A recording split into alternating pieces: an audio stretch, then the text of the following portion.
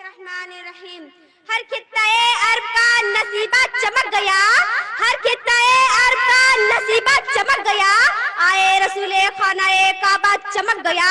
بیماریوں میں رہتے تھے سب لوگ مبتلا, بیماریوں میں رہتے تھے سب لوگ مبتلا, آتے ہی مصطفیٰ کا مدینہ چمک گیا. محترم حضرات, ابھی میں نے جس آیت کریمہ کی تلاوت کرنے کا شرف حاصل کیا ہے, اس کا ترجمہ اور محفوظ سمجھنے سے پہلے سب رسالت کے پروانوں, غوث اعظم کے دیوانوں, اولیاء کرام کے ماننے والوں, میری ملت کے نوجوانوں, آئیے اس آقا انعامدار مدینے کے تاجدار جناب محمد رسول اللہ صلی اللہ تعالیٰ علیہ وسلم کے بارگاہ بیکس پناہ میں درود پاک کا نذرانہ پیش کیجیے اور پڑھے باوجود بلند آواز کے ساتھ اللہم صلی علی سیدنا سفینا حبینا نبینا مولانا محمد بارک وسلم.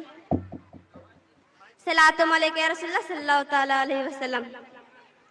اللہ تعالیٰ فرماتا ہے اول ما خلق اللہ نوری, اللہ نے سب سے پہلے اپنے نور سے نور کو پیدا فرمایا. محترم حضرات, ایک مرتبہ ہمارے حضور صلی اللہ تعالیٰ علیہ وسلم معراج کو گئے تھے تو محترم حضرات, ایک مرتبہ ہمارے صلی اللہ تعالیٰ علیہ وسلم معراج کو گئے تھے تو اللہ نے حضور سے سوال کیا, اے میرے محبوب یہ زمین کس کی ہے اور اس کا مالک کون ہے؟ تو حضور نے جواب دیا, یا اللہ یہ زمین تیری ہے اور اس کا مالک تو ہی ہے. پھر اپنے محبوب سے پوچھا, اے محبوب آسمان کس کا ہے اور اس کا مالک کون ہے؟ تو حضور نے جواب دیا, یا اللہ یہ آسمان تیرا ہے اور اس کا مالک تو ہی ہے. پھر اللہ نے اپنے محبوب سے پلٹ کر پوچھا, اے محبوب تو کون ہے اور تیرا مالک کون ہے؟ اللہ کے محبوب نے جواب دیا, یا اللہ میں ہی تیرا ہوں اور میرا مالک تو ہی ہے.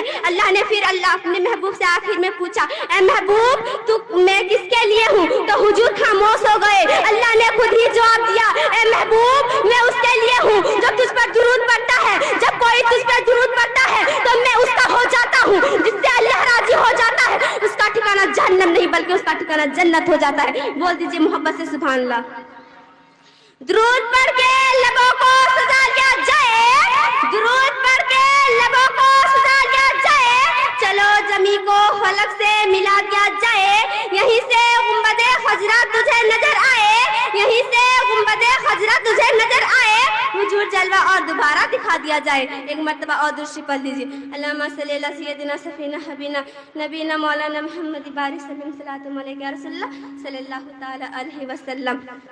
محترم حضرات, ہم اور آپ بہت ہی خوش نصیب ہے کہ اس محفل میں ایک جگہ جمع ہو کر حضور کی آمد کی خوشیاں منا رہے ہیں. اور ہم کیوں نہ منائے, حضور کی صدقے میں ہم ہیں اور آپ ہیں. اور یہ کہنا غلط نہیں ہوگا کہ حضور کے صدقے میں پوری کائنات بنایا گیا ہے. حضور نہ آتے تو ہم نہ ہوتے, آپ نہ ہوتے, زمین نہ ہوتی, آسمان نہ ہوتے, فرشتے نہ ہوتے, جنت نہ ہوتی. آپ بہاروں کو حضرات سے ایک سوال پوچھتی ہوں کہ آپ مسلمانوں کا سب سے بڑا تہوار کون سا ہے؟ عید کا تہوار یا بقرعید کا تہوار یا محرم کا تہوار؟ جس سے بھی پوچھو سب کہتے ہیں مسلمانوں کا سب سے بڑا تہوار 12 عید کا دن ہے. کیوں کہتے ہیں؟ اس لیے کہ رمضان کے مہینے میں قرآن اترا ہے, اس لیے کہ روزہ رکھنا پڑتا ہے. اس لیے نہیں, مسلمانوں کا سب سے بڑا تہوار عید نہیں, بقرعید نہیں, محرم نہیں, شب برات نہیں, بلکہ مسلمانوں کا سب سے بڑا تہوار 12 ربیع الاول شریف کا دن ہے.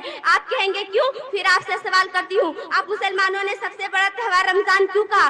آپ کہیں گے رمضان کے مہینے میں قرآن اترا ہے. تو میں کہتی ہوں کہ 12 ربیع الاول کے مہینے میں شاہب قرآن آیا ہے. اگر شاہب قرآن نہ آتے تو قرآن نہ ہوتا, اگر شاہب قرآن نہ آتے تو رمضان نہ آتا. تب تو کسی نے کہا کل میں جذبہ ایمان کہاں سے آتا, کل میں جذبہ ایمان کہاں سے آتا, آپ نہ آتے تو قرآن کہاں سے آتا, ہے خدا ایک یہ اعلان کہاں سے آتا, یعنی بت خانے میں طوفان کہاں سے آتا, تجھ پہ قربان میری جان 12 ربیع الاول, تو نہ آتا تو رمضان کہاں سے آتا.